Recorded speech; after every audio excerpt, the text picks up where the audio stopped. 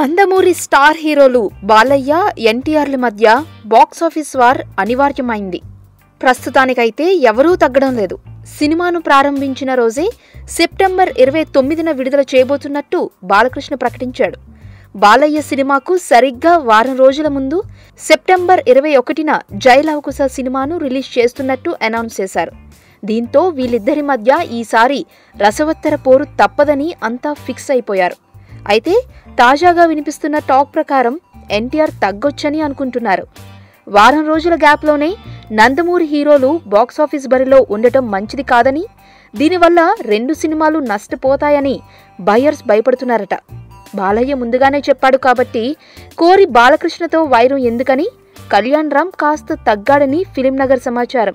జై లవకుశ సినిమాను నైజాంలో డిస్ట్రిబ్యూట్ చేయడానికి రెడీ అవుతున్న దిల్ రాజు కూడా విడుదల తేదీని మార్చాలని పట్టుబట్టాడట.